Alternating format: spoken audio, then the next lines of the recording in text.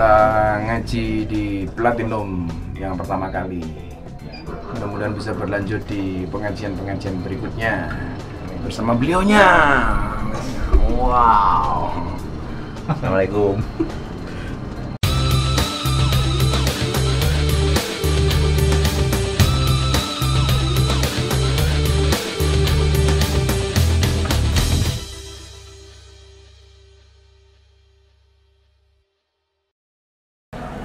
Assalamualaikum warahmatullahi wabarakatuh.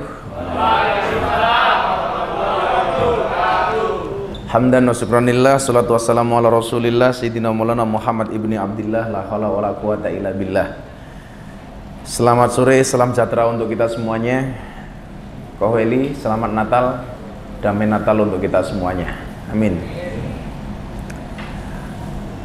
Kawan-kawan sekalian, kita mulai kajian kita sore hari ini dengan membaca Ummul Kitab Suratul Fatihah.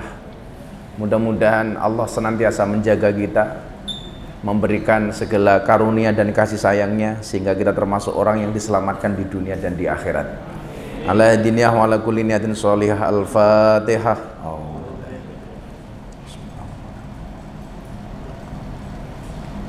Shiratal ladzina an'amta 'alaihim.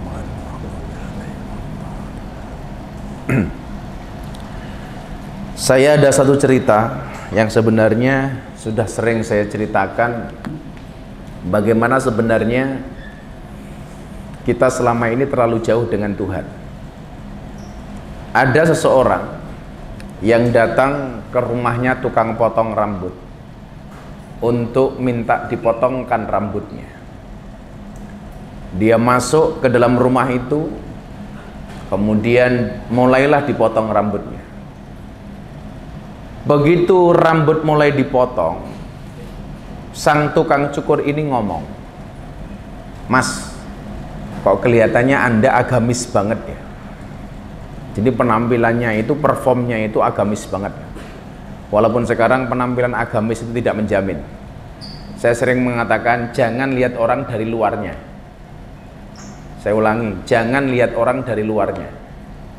Karena gudang garam saja, gudang garam tapi isinya bukan garam tapi rokok. Karena lihat dari luarnya. Penampilannya agamis banget, berjenggot, celananya barangkali al-kacong, aliran katok congklang. Kalau jenggot ini sebenarnya hukumnya sunnah, walaupun saya sebenarnya nggak begitu, karena ini istri saya senang lihat saya berjenggot gitu saja. Tapi kalau mbak-mbak punya suami berkumis, fik pertahankan. Karena fik dia lele bukan buaya.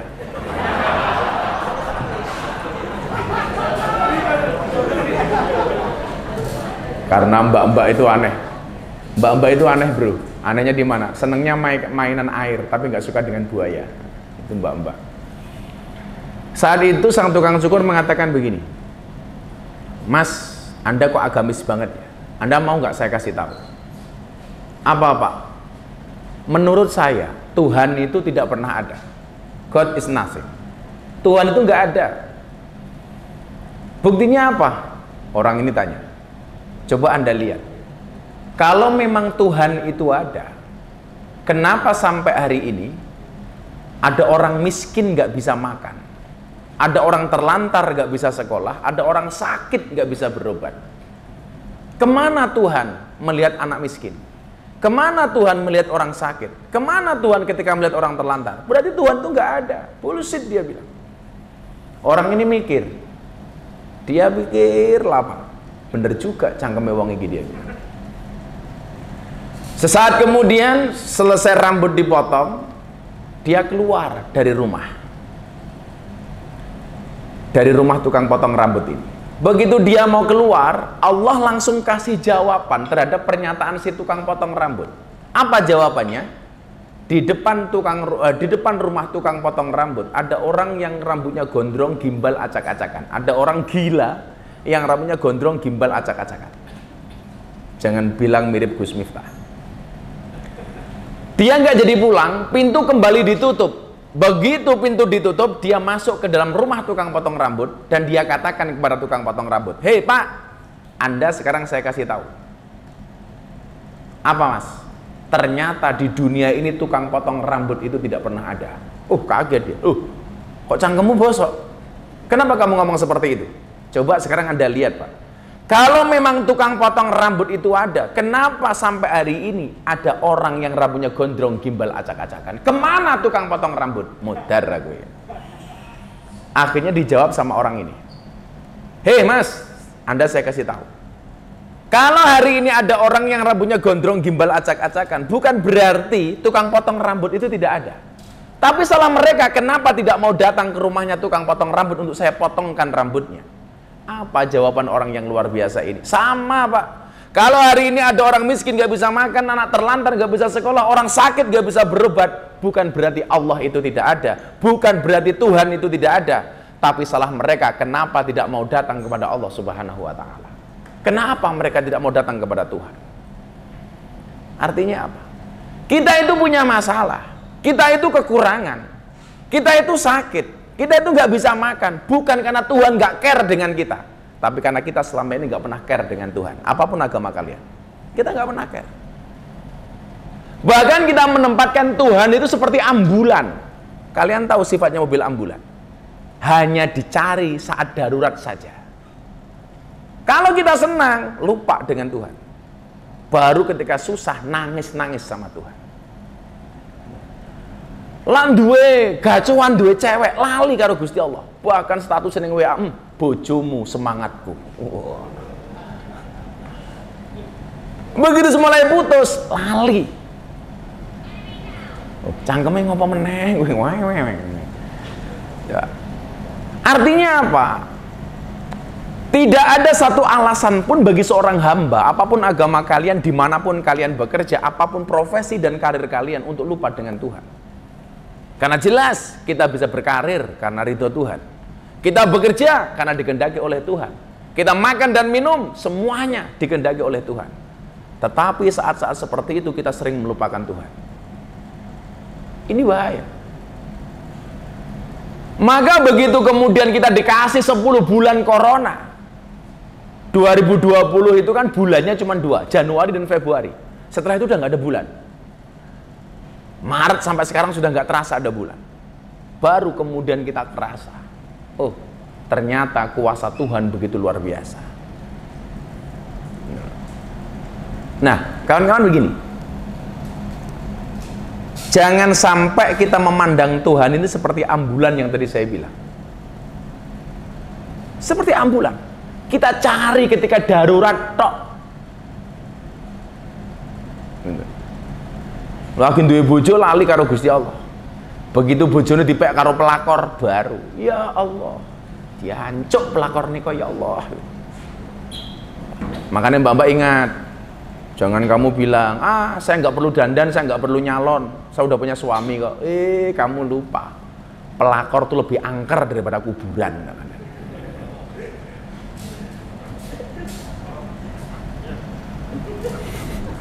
Hati-hati. Maka disinilah kemudian kita diingatkan dengan 10 bulan yang sangat-sangat gak enak ini. Gak ada hari ini orang yang mengatakan enak. Pasti gak enak. Dari Maret sampai Desember, semuanya serba gak enak. Saat seperti itu seharusnya apa? Keinginan kita untuk kenal dengan Tuhan itu seharusnya besar.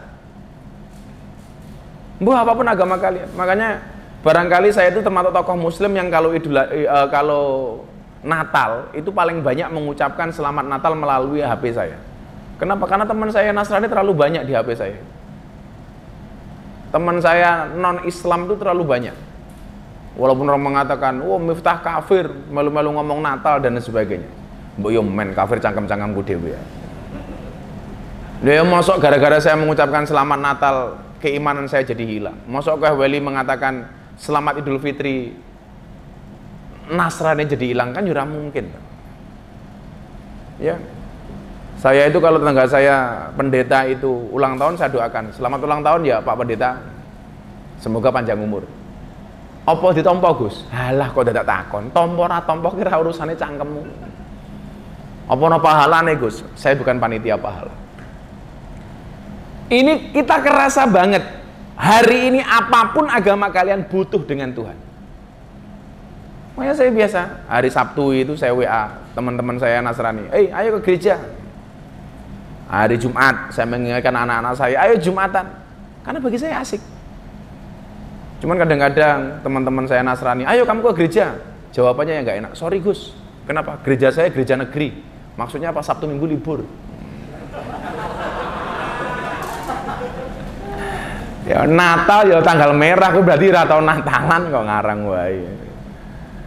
Saya itu apa ya? Karena terlalu banyak teman saya yang beragama Nasrani ya. Saya itu guyon antar agama itu banyak. Kayak saya terakhir dengan teman saya Nasrani diceritain begini. Ada cerita Gus. Ada pemuka agama. Yes, ada orang Nasrani lah, bukan pemuka agama. Ada teman saya Nasrani. Naga taksi, ketemu taksi. Ternyata yang naga taksi itu 2 orang. Dia dan sama cewek seksi. Ya karena 2 orang sama-sama naga taksi, masuk taksi. Begitu masuk taksi kan ceweknya segini. Cowoknya ini lihat, ngelirik gitu. Nah, mbaknya tahu kalau dia orang Nasrani pakai salib, langsung bilang, Mas ingat Matius 21. Langsung dia ya Tuhan ampuni kami. Semakin di jalan semakin nafsu, dilihat aja, ingat Matius 21, ya Tuhan ampuni kami. Sampai rumah dia penasaran, kok tadi mbaknya ini ngomong Matius 21 itu isunya apa? Begitu dibuka Alkitab di rumah, Matius 21, lanjutkan jalanmu sudah benar. Langsung dia menyesal, akhirnya dia bertobat menjadi hamba Tuhan yang baik, maca Alkitab terus. Gara-gara nggak maca Alkitab, nggak ngerti isinya. Ngerti yang ngono bablas kayak bro. Lah kawan-kawan begini, Tuhan itu tidak akan pernah menguji hambanya melebihi batas kemampuannya. Yakinlah.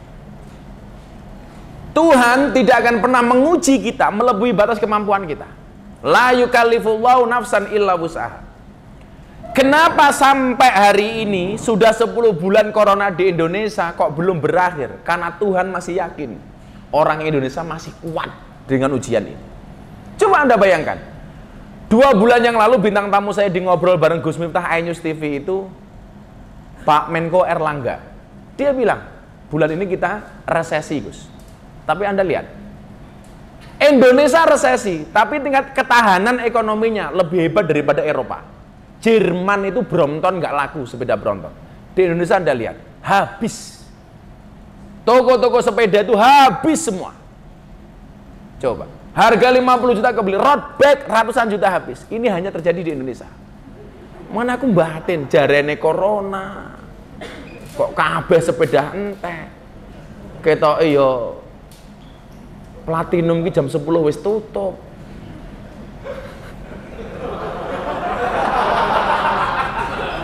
Dadak ngangguti kasus ke karo wong.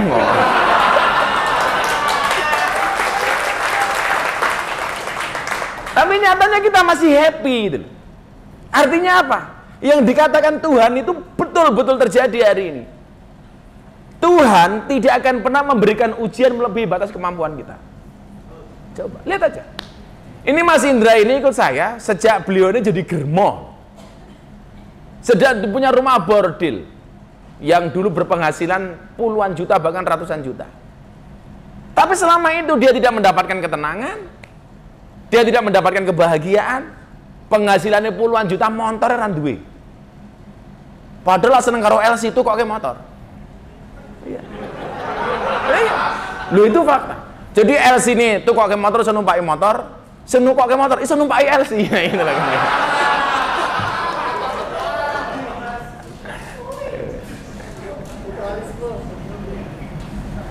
Jadi nggak ada ketenangan. Kemudian mulai ikut ngaji saya, dunia seperti itu ditinggalkan, rumah bordil ditinggalkan, Tapi keajaiban Tuhan itu nyata. Dulu punya penghasilan, nggak pernah punya apa-apa, nggak punya penghasilan malah bisa berangkat umroh, malah bisa kemudian mencium Ka'bah, mencium Hajar Aswad. Jadi kalau kemudian mengatakan begini, Gus, kenapa sih kalau kita mau berbuat baik itu ujiannya banyak? Iya, nggak akan mungkin orang berbuat baik itu tanpa ujian. Maka disitulah kemudian saya sering mengatakan, kenapa kok orang mau berbuat baik terus dicoba oleh Allah, bahkan cobaannya banyak? Saya jawab iya. Kalau cobaan itu pasti banyak. Karena kalau sedikit namanya cobain. Icip-icip. Indonesia hari ini corona belum hilang. Bahkan mohon maaf, berita hari ini lebih ngeri lagi kok ini. Dari detik.com ini. Ini kenapa kita harus lebih berhati-hati. Apa hari ini beritanya yang ngeri? Detik.com.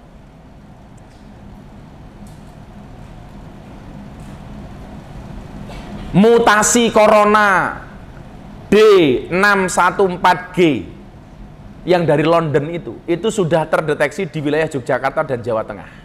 Mutasi D614G mempunyai daya infeksi 10 kali lebih tinggi daripada corona. Sudah masuk ke Jogja, coba. Padahal kalau kita lihat, Jogja ini termasuk tempat yang paling terbuka dibandingkan provinsi lainnya. Bali itu malam tahun baru masih banyak hotel kosong, masih banyak villa nganggur. Di Jogja Anda lihat, hotel full semua. Malioboro semalam kayak apa? Tumpah ruah manusia. Maka kadang-kadang saya juga nggak habis berpikir ya, ketika Sekda mengeluarkan kebijakan, orang Jogja di rumah saja, orang luar Jogja silakan berwisata di Jogja. Iki nalare kepiye? Wong Yogja kon dekem penyakitnya kon teko, iki lak ya ora nalar kayak gitu. Ini aneh itu. Apa rumangsane sing dodolan ki ra wong Yogya gitu loh. Tumpah ruah seperti itu. Dijarke saja. Ana wong ulang tahun rame ra sengaja diseneni. Ra sengaja lho. Wong pindahan ngisor ning dhuwur kok. Ra sengaja. Tapi yakinlah kemudian apa? Ketika kemudian Tuhan tidak pernah memberikan masalah kecuali Allah memberikan solusinya. Maka kalau Al-Baqarah 155 itu disebutkan apa? Walanabluwannakum bisyai'im minal khauf wal ju' wa naqsim minal amwal wal anfus was samarat wa basyiris sabirin. Apa kata Tuhan? Kita tuh nggak mungkin lepas dari ujian. Karena manusia begitu diciptakan langsung diuji oleh Allah. Allah menciptakan Adam. Adam ini kurang apa? Di surga semuanya boleh, makan apapun boleh, senang-senang boleh. Tapi sunatullah, orang itu kalau kesendirian pasti dia kesepian. Akhirnya apa? Diuji oleh Allah dengan rindu punya pasangan. Makanya ingat, neng surga ini seneng apa-apa entuk saja, sendirian itu rindu. Kok hari ini kalian jomblo mengatakan jomblo bahagia, berarti kamu abnormal tak kandani? Kowe ra normal kita kandani. Apa gagek malah kowe ra iso ngaceng barang kuwi kita gitu loh. Lewang Nabi Adam aja kesepian kok, padahal apa-apa boleh kok. Kamu jomblo kok mengatakan saya bahagia, nggak normal kamu, pasti itu. Aku bahagia Gus, jomblo, ngapusi. Maka saya katakan, kalau kamu terlahir dalam keadaan jomblo, itu tidak memalukan. Tapi kalau kamu mati dalam keadaan jomblo, mengenaskan tak Anda. Maka diuji, muncul Siti Hawa. Karena Allah sayang kepada Adam, ujiannya kepada Adam, dikasih istri, Hawa. Begitu Hawa dengan Adam berdua di surga, itu kan ujiannya cuma satu. Kalian semua boleh melakukan apapun di surga, yang nggak boleh cuma satu. Fala taqrabaha di syajarah. Jangan kamu mendekati pohon ini. Mas, minumnya nanti aja di bawah, saya pas puasa. Bro. Kok budek lagi. Tegane taruh bawah saja, nanti saya pas buka puasa. Bro, aku pesan aneh bro, brokoli bawang putih sama daging apa, nggak puasa. Ujiannya cuma satu. Kamu boleh melakukan apapun, yang nggak boleh cuma satu. Fala taqrabaha hadis sajarah. Kamu tidak boleh mendekati pohon ini. Ini kan ujian. Jadi saya mau bilang, yang manusia bebas itu nggak ada aturan. Ning surga ada aturannya kok. Masa kamu kerja di Platinum nggak ada aturan? Ada peraturan. Nabi Adam sama Siti Hawa di surga apa-apa boleh, peraturannya satu. Kamu boleh melakukan apapun, tapi jangan pernah mendekati pohon ini, yang kemudian kita kenal dengan istilah pohon khuldi.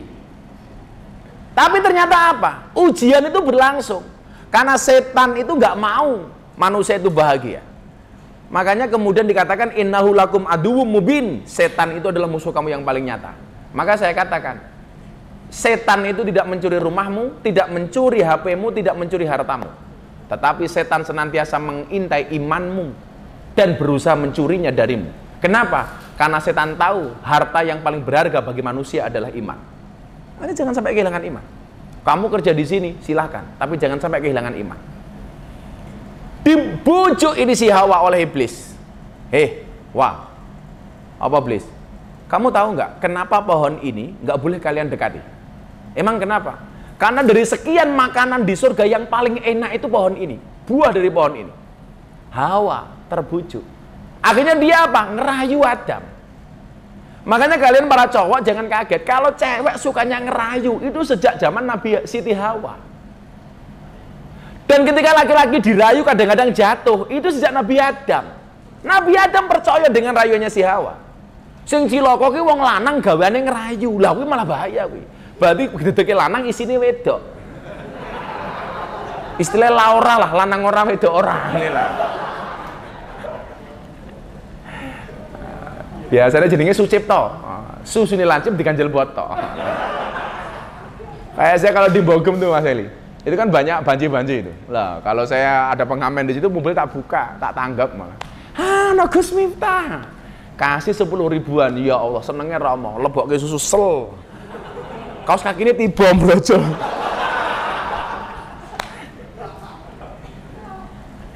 Mila jenenge susu ki, ketoke susu bono kaos kaki ya. Akhirnya apa yang terjadi? Adam terprovokasi karena dibujuk rayu oleh Hawa. Makanya nyuwun sewu. Adam dan Hawa akhirnya memetik pohon itu. Dan apa yang terjadi kemudian? Adam dan Hawa dikeluarkan oleh Allah dari surga. Makanya kalian mas-mas jangan kaget kalau kamu ngajak pasanganmu, ngajak istrimu diajak makan. Cewek itu kalau diajak makan jawabannya pasti satu. Apa? Terserah. Dek makan yang di? Terserah. Dek makan di mana? Terserah. Kamu mau makan apa? Terserah. Kenapa cewek kalau diajak makan jawabannya terserah? Karena cewek pernah punya pengalaman salah milih makanan. Jadi dirayu, kena diuji oleh Allah. Makanya saya sering bilang kenapa cewek itu kalau nangis yang ditutup mulutnya, cowok kalau nangis ditutup matanya. Cewek menangis kalau ditutup mulutnya, kenapa? Karena cewek paham betul bahwa dosa paling besar dari seorang cewek berangkat dari mulutnya. Mila sini gini. Mila fungsi tangan bagi cewek ketika menangis itu ada dua. Satu nutup mulut, satu nabok. Pok. Nah, kalau cowok nangis ditutup apanya? Matanya. Kenapa? Karena cowok sadar dosa yang paling banyak dari seorang cowok adalah mata. Delok wong lanang itu nang mata lho. Nang Platinum ngerti cewek. Wow. Mulai ketemu bojone, weh.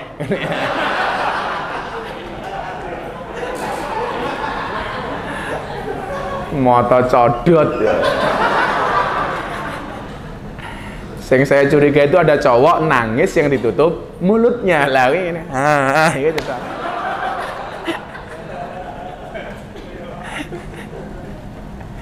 Berarti banci. Ada apa-apa. Ujian. Lah kalau hari ini kemudian kita diuji, apa bentuk ujiannya? Bisyai'im minal khauf, rasa takut. Hari ini siapa sih nggak punya rasa takut?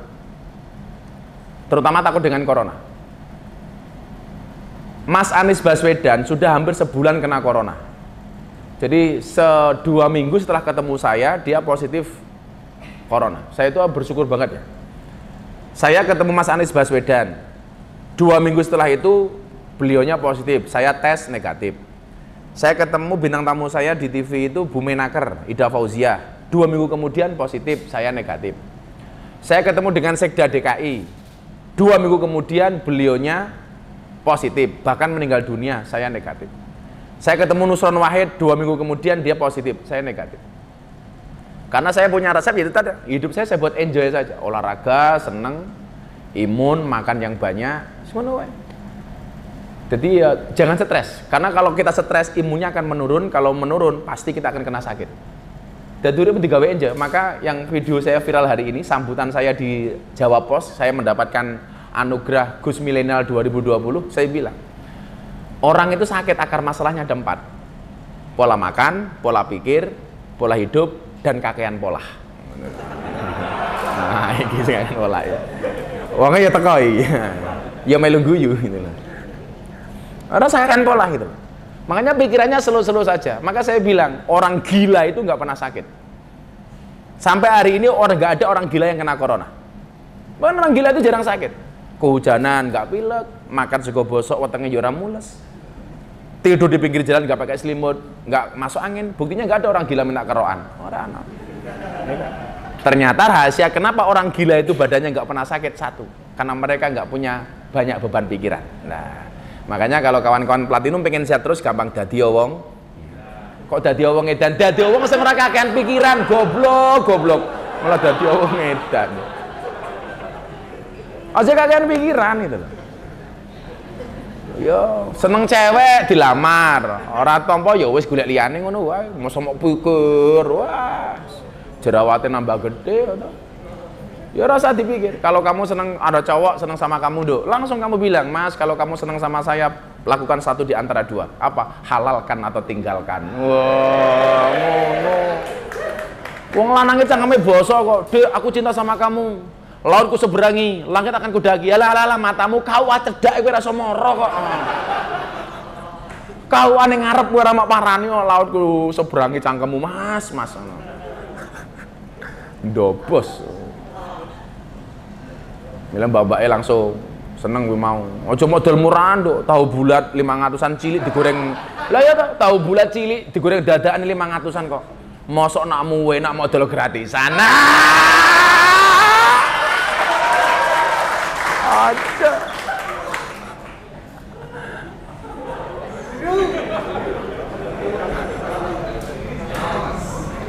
Sing bahaya kuwi meneh ngakune muslimah. Senengane kok mlumah karo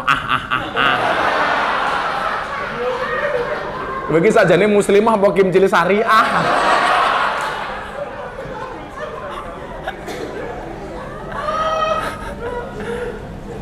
Ya, di wong lanang ki codot tak kandhen. Ya.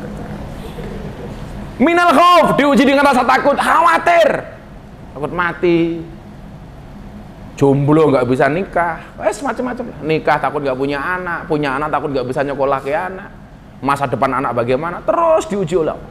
Waju, takut kelaparan. Waduh, lah platinum tutup aku mangane kok piye. Padahal bagi saya orang yang musyrik itu siapa? Orang yang nggak percaya bahwa Tuhan tuh ngasih dia makan. Makanya aku ngaji karo mbak-mbak sarkem, karo LC aku ngomong, kalau kamu nggak yakin dengan rezeki kamu kalah dengan cicak. Cicak itu alat mencari nafkahnya cuma satu, ilat lidah. Dan kalau cicak mau protes sama Tuhan, bisa. Kenapa? Tuhan tuh nggak adil, kata cicak. Awalnya cicak bilang begitu. Kenapa? Saya mencari rezeki hanya dengan menggunakan lidah, sementara rezeki saya berupa nyamuk terbang. Kan Gusti Allah ngejak Gojek tadi. Nah, itu. Aku ra iso mabur, rezekiku mabur. Karepe Gusti Allah kepiye to iki gitu. Kan dipikir-pikir. Ya enggak, coba kalian pikir. Ini Allah enggak adil. Tapi kemudian apa? Dijawab oleh Allah dengan keadilannya, dengan kekuasaannya. Apa jawabannya? Caca, kamu jangan salah. Memang kamu nggak bisa terbang. Cari nafkahmu hanya dengan menggunakan lidah. Tapi apa mekanisme keadilan Tuhan? Cecak yang mendatangi nyamuk atau nyamuk yang mendatangi cecak? Nyamuk yang mendatangi cecak. Datang seekor nyamuk, hap. Allah adil karena tahu cecak itu nggak bisa terbang. Makanya yang terbang, yang mendatangi bukan cecaknya tapi nyamuknya. Ayo, Mbak Elsie saya bilang, kalau kamu lebih hebat daripada cecak. Cecak bekerja hanya dengan menggunakan lidahnya. Kamu coba, kamu hanya dengan menggunakan suaranya. Bahkan kalau suara kamu nggak bisa kamu masih bekerja dengan lidahmu.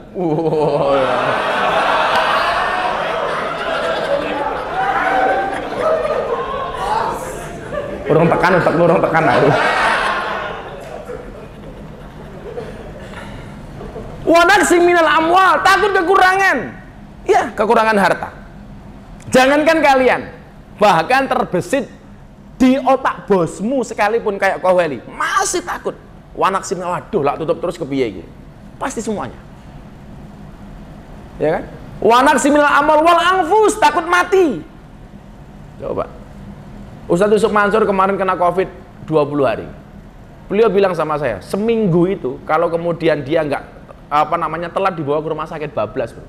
Seminggu itu panas, nyawa dia pikir cuma tinggal 5% tok. Sama dengan Pak Budi Karya Sumadi, kawan saya yang Menteri Perhubungan nih. Hari ke-14 ventilator udah mau dicopot. Dipikir udah mati. Tapi lagi-lagi, kematian itu urusan Tuhan, bukan urusan penyakit corona. Ya, wal anfus wasamarat, tapi kemudian apa dikatakan oleh Tuhan? Wa basyiri sobirin, berikanlah kabar gembira bagi orang-orang yang bersabar. Ya sudah, kayak gini kondisinya, kita bersabar saja itu. Sabar ada batasnya nggak ada. Kalau ada batasnya namanya bukan sabar. Sama kalau orang Jawa tanya, "Gus, sabar enten watesnya apa mboten?" Ora ono. Sabar iku ora duwe wates, wong sing duwe wates mung kulon progo. Maka ketika kejadian seperti ini, bagaimana seorang hamba menanggapinya? Alladzina idza asobathum musibah qalu inna lillahi wa inna ilaihi raji'un. Ketika seseorang tertimpa musibah, cukup dia mengatakan semuanya dari Allah. Hari ini diawasi oleh Allah dan semuanya akan dikembalikan kepada Allah. Selesai. Jangankan hanya jam yang dikurangi bukanya. Allah kalau menghendaki tempat ini diambil, bisa. Allah menghendaki tempat ini menjadi besar, bisa. Selama kita kemudian ada keyakinan di dalam hati kita. Kenapa? Innama amruhu idza arada syai'an ayyakula lahu kun fayakun.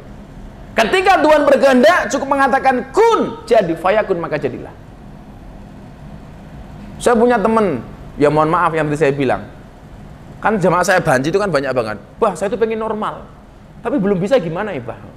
Sambil pegang-pegang saya, waduh, menang atau bagi aku ngono. Ya lah aku nolak, lah aku udah digelem, lah jilokan aku ini. Banci. Saya bilang, ketika kamu punya niat, kamu yakin dengan keakbaran Tuhan, wah, kamu sekarang banci. Ketika Allah mengatakan kun jadi, laki-laki beneran, wah, bendino aku yang ngacengan, tak bilang bisa jadi itu. Lah kalau kemudian Allah menghendaki kok. Jadi kalau kayak saya itu paling kalau besok masuk neraka, yang masuk neraka duluan kan mulutnya, karena canggung bosok toh. Tapi lah banci beda. Berarti silitin dhisik.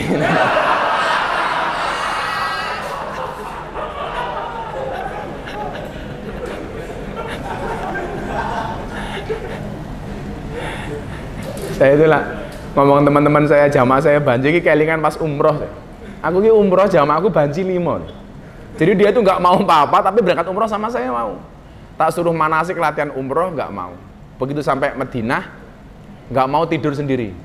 Wah, nggak mau di kamar sendiri, takut nanti kena azab aku. Terus maumu apa? Saya kamar sama abah. Mah aku mau tangi jempolku teles kabel aja.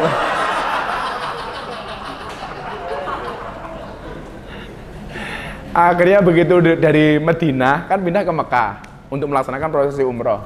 Begitu pakai kain ihram mau tawaf bingung. Caranya gimana? Bala kamu kemarin diajari nggak mau. Ya sudah, nanti ikut saya. Itu ada Ka'bah, ada Hajar Aswad. Nanti kamu mengucapkan salam. Bismillahirrahmanirrahim. Bismillahirrahmanirrahim. Ah, kecil dia. Begitu lihat Ka'bah, banci itu histeris, bro. Bismillahirrahmanirrahim. Polisi Arab ini delok Ka'bah ini menungso model apa? Ya Allah. Begitu pulang ke Jogja 2 bulan kemudian kan Ramadan, dia telepon saya, "Bah, saya mau tobat mumpung ini bulan Ramadan." Kan saya seneng, alhamdulillah. Caranya gimana? Selama bulan Ramadan insya Allah saya akan pakai jilbab. Matamu.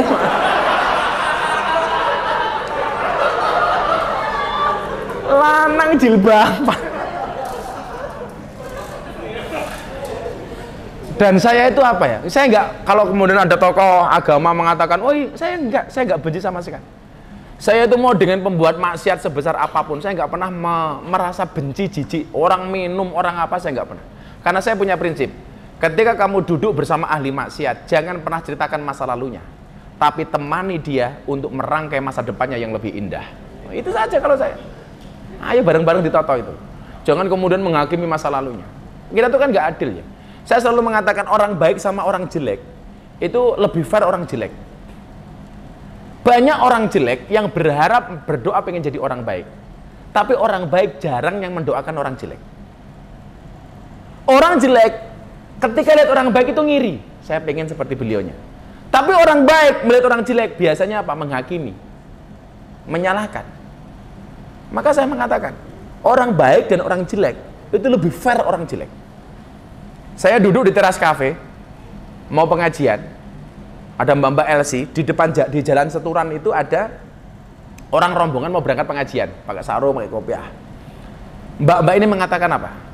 Wah, saya ngiri Gus sama mereka. Saya di sini masih bermaksiat, mereka berangkat ngaji. Ya, mudah-mudahan saya besok bisa seperti mereka. Ini orang masih dalam keadaan pakai alkohol. Saya di Jalan Magelang dengan beberapa teman saya kiai, santri lah. Begitu lihat mbak-mbaknya segini, ada yang pegang botol di pinggir jalan itu, mereka mengatakan apa? Nerokoh, ahli maksiat. Waduh ya Allah. Artinya banyak orang kadang-kadang mengambil wilayahnya Tuhan. Dia itu sebenarnya mohon maaf orang biasa, manusia biasa, tapi ketika punya kuasa ngalah-ngalahi Gusti Allah itu. Hati-hati. Jadi Tuhan sendiri. Kalau saya prinsipnya tidak. Ketika ada orang seperti itu tidak akan saya maki. Karena makianmu tidak akan pernah merubah mereka. Tapi saya doakan, bisa jadi dengan doamu menjadi jalan hidayah bagi mereka. Oh, jadi Gusti Allah dewe itu. Konsepnya tadi kita lanjutkan, sabar saja. Lah, tidak akan pernah sabar kecuali orang itu dirangkai dengan sholat. Maka dikatakan wasta'inu bisobri washolah. Minta tolonglah kamu dengan sabar dan sholat. Kamu tidak akan pernah menjadi orang yang sabar kalau kamu tidak sholat. Dan hasil dari sholatmu itu adalah sabar. Kamu tidak akan pernah menjadi hamba yang sabar kalau kamu tidak pernah ke gereja. Kamu tidak akan pernah menjadi hamba yang sabar kalau kamu tidak pernah ke masjid. Makanya orang itu kalau sergap ngibadah, buahnya adalah sabar. Sabar. Saya bisa sabar fokus tanpa sholat, pasti tetap ada yang kurang. Makanya ketika punya masalah solusinya cuma dua, sabar, sholat. Sabar, sholat. Kamu punya masalah, berangkat, minta sama Allah. Karena apa? Kita meyakini pemberi solusi terbaik adalah Allah. Hasbunallah wa ni'mal wakil, ni'mal maula wa ni'man nasir. Gusti kula ndek masalah niki kedah pripun. Maka kalau konsepnya seperti itu, kamu gak akan stres menghadapi kondisi hari ini. Aku duwe Gusti Allah kok. Saya sering mengatakan apa? Jangan pernah Anda berdoa, wahai Tuhan saya punya masalah yang maha besar. Anda salah. Tapi diwalik dongane. Wahai masalah, saya punya Tuhan yang maha besar. Kenapa? Sak gede-gede ini masalahmu lebih besar Tuhanmu. Ini gak seberapa. Saya pernah satu ketika diuji. Bagaimana kemudian ketika waktu itu popularitas saya begitu tingginya, seolah-olah saya tidak membumi, bagaimana kemudian Allah mengingatkan saya? Allah kasih ujian, istri saya sakit kanker. Ketika saya nggak di pondok, karena saya seminggu, 2 minggu ngaji, baru pulang, setengah hari berangkat lagi. Saat sibuk-sibuknya saya waktu itu, bagaimana kemudian Allah mengingatkan saya? Miftah, kamu itu manusia biasa, jangan gaya. Istri saya sakit. Dan nggak main-main, kanker. Ini cara Allah. Makanya fungsi agama itu apa? Kalau kamu malas, didorong sama agama. Tapi kalau kamu terlalu berlebih-lebihan, agama sebagai rem. Jangan berlebih-lebihan dong.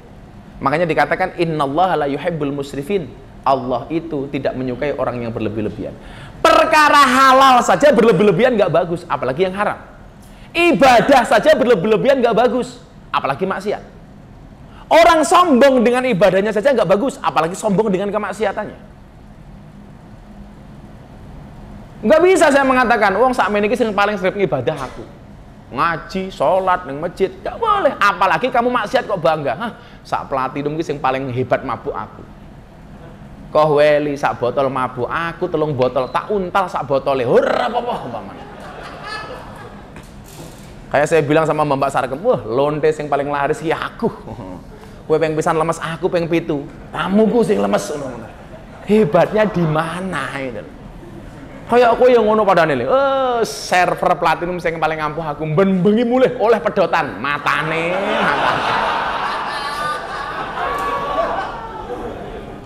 Wong maksiat kok diumuk-umukke lho. Ahli ibadah sombong gak bagus, apalagi ahli maksiat sombong.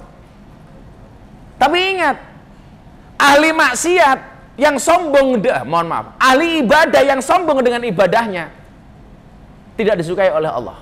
Lebih baik ahli maksiat yang khawatir dengan kemaksiatannya daripada ahli ibadah yang sombong dengan ibadahnya. Konsep. Jadi lah kowe iki maksiat, munculkanlah rasa khawatir di dalam hatimu. Ya Allah, kalau maksiat meleh Gusti. Akhirnya apa kemudian? Ada rasa takut, sholat. Tapi malah maksiat lagi, Gus. Kalau malah masih maksiat lagi, ya harus khawatir lagi. Harus sholat lagi. Jadi maksiat, sholat, maksiat, sholat, maksiat, sholat. Berarti leda-lede, Gus. Lebih leda-lede kalau kamu maksiat tapi nggak mau sholat. Berarti saya mempermainkan agama, Gus. Lebih mempermainkan lagi kalau kamu maksiat tapi nggak mau sholat. Jadi nggak masalah. Sholat, kok begini cik maksiat meneh. Sholat meneh, maksiat meneh. Tugas kamu itu satu, piye carane malaikate mumet ndase.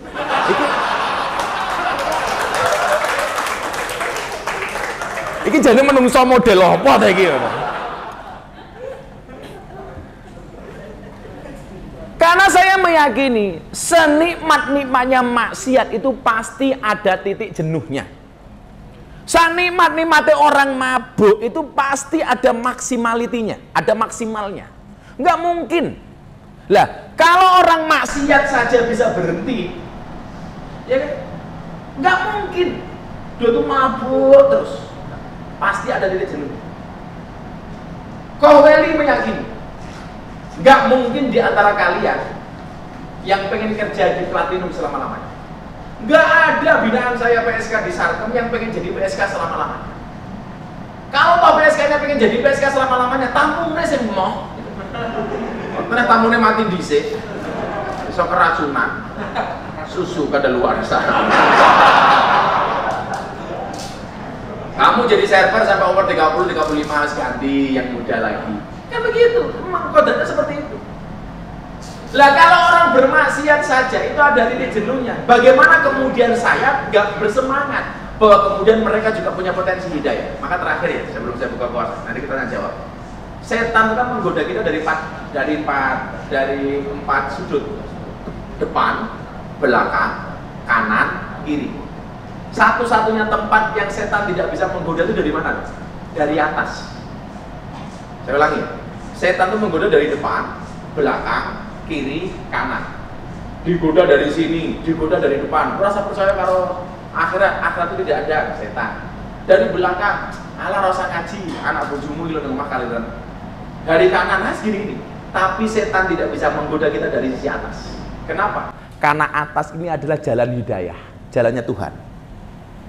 Maka sekuat apapun setan menggoda kamu dari depan, belakang, kanan, kiri, kamu masih punya satu sisi dari atas. Potensi hidayah itu ada. Makanya disitulah kenapa saya tidak bisa ngejas orang lain jelek. Hari ini orang itu jelek, kalaulah kemudian berkehendak dari atas, orang itu bisa lebih hebat daripada saya. Sama halnya ketika kamu melihat orang kekurangan, nggak boleh kamu hina. Kenapa? Orang yang hari ini kurang ketika kamu hina dan Allah berkehendak, dia akan bisa lebih punya daripada Anda. Maka saya mengatakan jangan pernah menghina orang, karena masa depan itu seperti sekumpulan tempe. Artinya apa? Tidak ada yang tahu.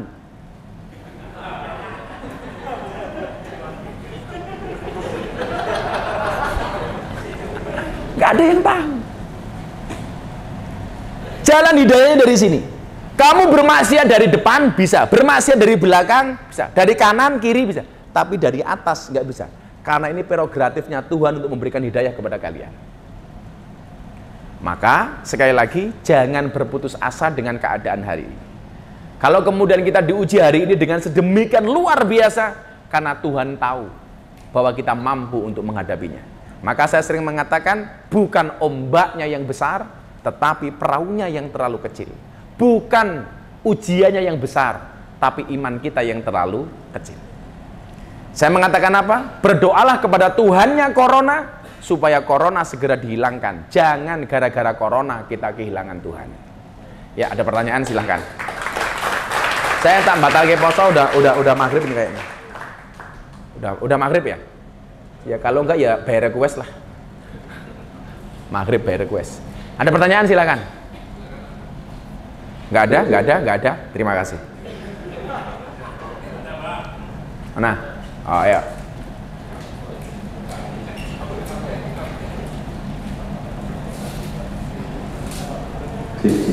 Assalamualaikum Gus. Ya, salam. Saya mau tanya. Jenengmu sopo? Jenengmu sopo? Hendri. Oh, Hendri. Mau tanya, ini kan saya kan kerja sebagai server. Pulang kadang suka ambil subuh gitu.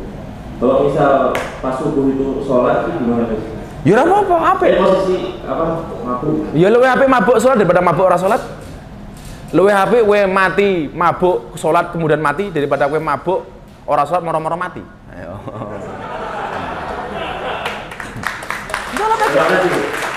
Sholat saja. Katanya hadisnya tidak diterima 40 hari sholatnya orang mabuk. Itu hadisnya orang normal. Kan kamu abnormal. Ya kan? Lah kalau kamu nunggu gak mabuk, subuhmu kapan? Ben bengi nyekel botol kok. Ora kerja malah ngejak kancamu ning kos kok. Ning kene cifas mulih ciu plastikan. Ya sudah. Ya kalau kamu nunggu nggak mabuk ya sholatmu kapan? Ya sudah. Mampir masjid sholat. Walaupun udah toyeng-toyeng didik kayak. Tapi niatnya bukan melecehkan sholat loh. Niatnya tetap pengen sholat. Ya sudah sholat saja. Diterima apa enggak? Wes urusan Gusti Allah. Samanya begini. Kowe lak bikin kesalahan, tak hukum kamu. Kamu saya hukum apa namanya? Enggak saya gaji. Sama Koh Willy dibilang begitu. Karena kamu punya kesalahan, enggak tak gaji. Gara-gara kamu mendengar enggak digaji, kamu malah enggak bakal kerja sama sekali. Yo ditok kesisan karo Koh Willy kok. Walaupun enggak digaji tetap bekerja. Supaya apa? Jiko atine Koh Willy. Nah, ngono. Mabuk sholat. Saya sering dulu ngajak orang sholat mabuk dionek-onek. Kowe goblok. Wong mabuk diajak sholat ora bakal tampa karo Gusti Allah. Saya jawabnya sederhana, ditampa ra urusane cangkemmu. Urusane Gusti Allahku. Ya wes kok, biasa. Ya nyatanya sekarang kalau anak-anak saya yang ikut saya itu ya alhamdulillah. Ya, sholat. Kayak saya lihat Panglima Laskar Jogja itu kalau malam, 2 rakaat tahajud. Walaupun bos yang tahajud uangnya apa HP ini kan sementing ono tulisannya lah minimal gitu lah. Subuh kan keren gitu loh. Ayo, artinya ada kesadaran magis. Kowe subuh le mabuk sholat. Walaupun cangkemmu mambune naga ya paling malaikatnya kaget. Wow. Paling malaikatnya iki cifas apa-apa. Sholat ya. Ya, terus lain ada lagi?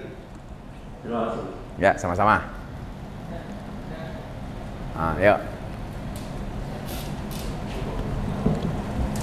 Assalamualaikum warahmatullahi wabarakatuh. Waalaikumsalam. Saya Haji. Saya kan steward ya terus. Apa? Terus steward. Oh, steward. Kan biasanya ada makanan sisa itu loh. Itu kalau saya buang tuh saya ikut dosa apa?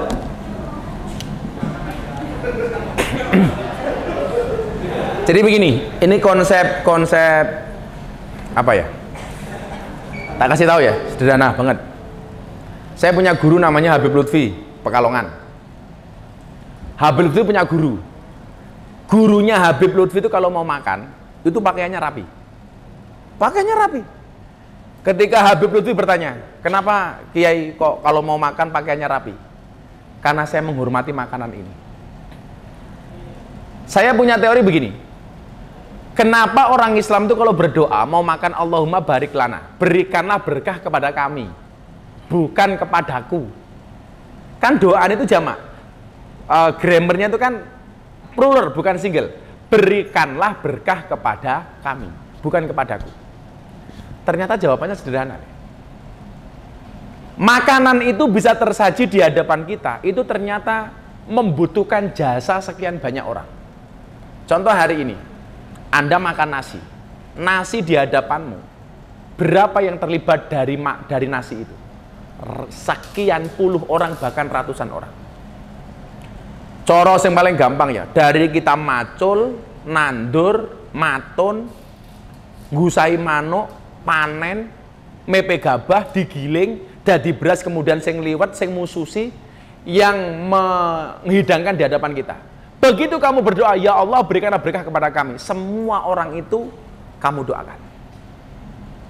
Makanya ketika gurunya Habib Lutfi, kenapa kalau dahar kok pakainya rapi? Karena saya menghormati makanan ini. Kenapa? Saya tidak bisa bahkan membuat setengah biji dari nasi ini. Mila wong Jawa ki ampuh. Karena prosesnya ini panjang, dari tandur sampai jadi sego, kuwi jenenge beda. Kalau orang Inggris dari ditanam sampai jadi nasi namanya cuma satu, apa? Rice. Lah wong Jawa ora le. Ditandur ning sawah jenenge pari kata orang Jawa. Pari bahasa Inggrisnya rice. Pari ono wohe, ada buahnya. Namanya apa? Gabah. Gabah bahasa Inggrisnya rice. Gabah cuma satu, namanya apa? Las. Bahasa Inggrisnya rice. Gabah digiling namanya apa? Beras. Bahasa Inggrisnya beras, rice. Beras tugel namanya apa? Menir. Bahasa Inggrisnya apa? Rice. Beras dimasak namanya apa? Sego. Bahasa Inggrisnya rice. Sego dimasak gosong jenenge apa? Intip. Bahasa Inggrisnya rice. Sego cuma satu tok namanya apa? Upo. Bahasa Inggrisnya rice. Sego dimasak dawa jenenge apa? Lontong. Bahasa Inggris apa? Rice. Sego kemarin namanya apa? Wadang. Bahasa Inggris apa? Rice. Sego di PP jenenge apa? Karak. Bahasa Inggris ya rice. Kenapa orang Jawa memetakan seperti itu? Karena orang Jawa sadar proses nasi itu panjang. Makanya saya bilang sama santri saya, kalian boleh makan sebanyak-banyaknya. Kan santri saya gratis di pondok itu. Tapi saya paling tidak suka kalau santri meninggalkan makanan di piring. Santri itu kalau makan, subhanallah, Gunung Merapi pindah ke piring. Boleh, asalkan habis. Konsepnya seperti itu. Lah, bagaimana kemudian kalau kita kerja seperti ini? Saya itu kalau makan di restoran, kalau saya nggak bawa asisten, nggak bawa teman, kira-kira saya nggak habis, langsung saya minta piring kosong, saya pisah, saya kembalikan. Tolong ini belum saya makan, kamu simpan, atau kamu makan, atau kamu berikan sama orang. Karena saya paling nggak bisa.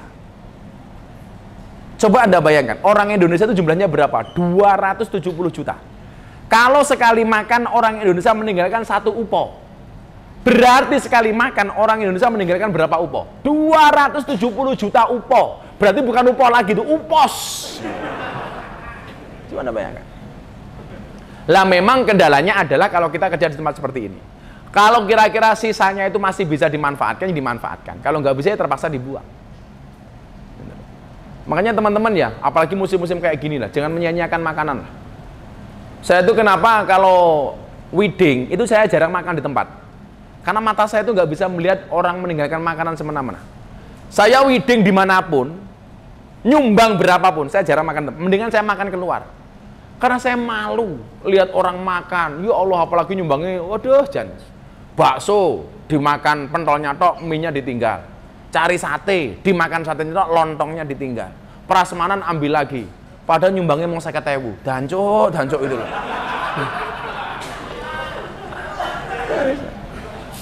Ya, coba kita mulailah kalau minum. Karena begini, innakum la tadruna fi ayyitu amikumul barakah. Karena kamu tidak pernah tahu makanan mana yang ada berkahnya. Kamu makan nasi separuh dibuang. Bisa jadi yang ada berkahnya itu yang dibuang. Maka diajarkanlah, kayak panglima ke anak-anaknya, kalian begitulah. Ya kalau di tempat pekerjaan barangkali kita susah ya. Tapi kalau kemudian di rumah dibiasakan jangan seperti itu. Kalau iso iki sing ngopen. Nah wong liya rantek montekke dhewe ngopen. Tapi Koh Bali bilang sama saya, kalau makan di bawah nasinya nggak pernah dihitung. Ya kesel dong ngitung sego siji loro. Gitu loh ya. Kalau memang kotor ya dibuang. Kalau memang masih bisa dimanfaatkan, dimanfaatkan. Kuwi mau bungkus ngono ya. Dikaeke wong pinggir dalan ngono kae. Waduh. Orang-orang yang pemulung macam-macam itu bagi kita nggak ada apa-apanya, tapi bagi mereka itu luar biasa. Jangan banyak kemubadiran. Ada lagi? Ya satu lagi. Boyo wedok no lanang Mas. Iki apa Panji? Oh, lanang. Sugeng sonten Gus. Ya. Yang terhormat juga kembali kesajadannya. Perkenalkan nama saya Fakih. Siapa? Bisa bertanya. Fakih. Fakih. Oh, fakih itu ahli agama. Fakih. Ngeri sekali. Ahli agama kok nyekeli botol iku piye? Pertanyaannya singkat Gus. Pesan buat anak-anak muda yang memang kondisi saat ini mengalami kesusahan, dan juga saya juga baca berita yang mana banyak melibatkan anak muda yang terseret kepada aliran-aliran radikal. Nah, bagaimana menanggulangi itu, sementara saya pribadi pun bukan santri, mencari ketenangan hati. Ya, saya juga mengakui bahwasanya saya nggak punya satu guru yang menjadi panutan. Bagaimana menanggulangi itu sebagai anak muda yang awam, seperti itu Gus. Ya, terima kasih. Luar biasa ini. Pernah lihat podcast saya sama Dedi sama Boy Rafli, kepala BNPT. Saya bilang, orang yang salah pergaulan itu lebih gampang dinasehati daripada yang salah milih pengajian. Saya itu mau menasihati orang mabuk, PSK, macam-macam lebih gampang daripada orang yang salah milih pengajian. Di situ kemudian dibutuhkan apa? Harus mencari rujukan yang benar. Salah satu cara mencari rujukan yang benar bagaimana? Carilah guru yang benar. Ya, cari guru yang benar. Kalau kamu tidak mau tersesat golongan-golongan seperti itu. Saya tuh kadang-kadang heran, ada artis hijrah. Dulu nggak pakai jilbab, buka aurat. Begitu hijrah, langsung merasa paling benar, posting, menyalahkan orang lain. Ada tuh artis, begitu nutup aurat langsung bilang, Maulid Nabi, peringatan Maulid Nabi tidak ada dasarnya. Lah iki baru ngaji wingi sore kok cangkemmu cerewet ki ngopo ta? Semua orang disalah-salahkan. Lah kabeh wong mau salah-salahke, kabeh wong mau sesat-sesatke, apa surga mau untal dhewe aku. Kan aneh itu. Biasanya orang-orang kayak gitu ya dolane kurang adoh, turune kurang bengi. Kancane kurang akeh. Kopine kurang kental. Itu kabeh wong dianggap salah. Lah saya sendiri mengambil manhaj dakwah saya itu apa yang terbuka. Saya mengambil cara yang wasatiyah, yang tengah-tengah. Yang tengah-tengah. Makanya kenapa kemudian banyak orang-orang nakal, bahkan orang-orang non-Islam itu mau bergaul dengan saya. Ya karena saya terbuka dengan siapapun. Bagi saya agama itu tidak boleh diperdebatkan. Agama itu tidak untuk diperdebatkan, tapi untuk diamalkan. Kalau saya berdebat dengan Koweli, ya menurut Koweli agama dia yang paling benar. Menurut saya juga sama. Enggak sido kekancan. Aku sih bener. Alah, ira rampung. Makanya nggak perlu diperdebatkan, cukup diamalkan. Beliaunya silakan ke gereja, saya ke masjid, selesai. Beliau silakan Natalan, saya Idul Fitri. Sama halnya ketika saya memutuskan untuk minum teh, Koweli minum kopi. Masa saya mau bilang, goblok ngombe kok kopi, lah gue pekok ngombe kok teh. Lah pilihannya dewe-dewe kok. Ya sudah, kopi ya kopi, teh ya teh gitu loh. Yang seneng kopi silakan ngopi, yang seneng teh silakan ngeteh. Yang jelas kalau saya hari ini minum es teh manis, gulanya nggak pernah saya aduk. Supaya manis di akhir. Kenapa? Karena saya sudah enek dengan yang manisnya di awal.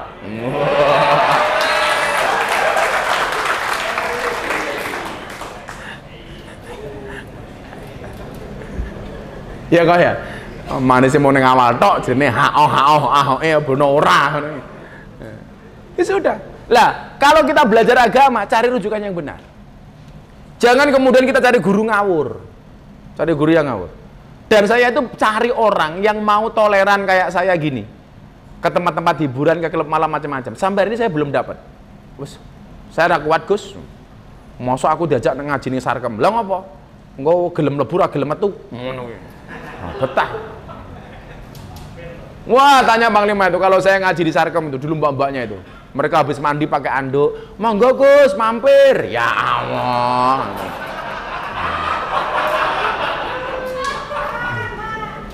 Arep mampir dosa, ora mampir pengen. Terus pripun Gus? Ya ngempet kok. Jadi ya cari guru yang benar.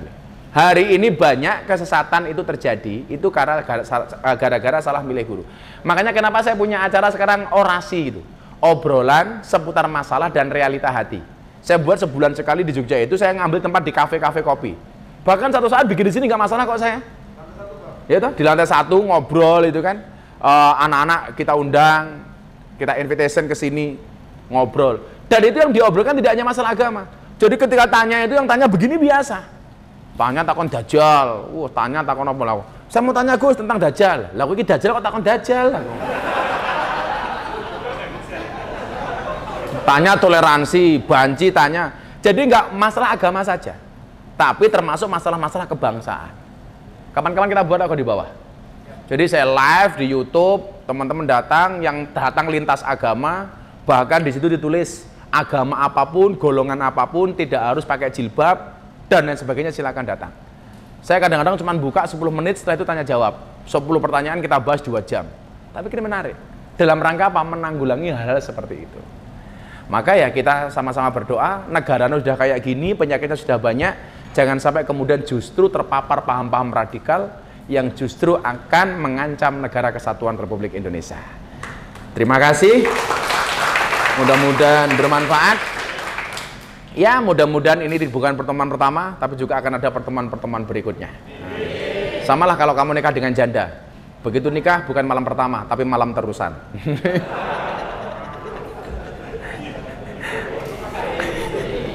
Tapi kalau kamu nikah dengan janda, banggalah. Kenapa? Karena minimal janda itu jujur, sudah tidak gadis lagi. Daripada kamu nikah dengan gadis, tapi rasa janda. Terima kasih. Assalamualaikum warahmatullahi wabarakatuh.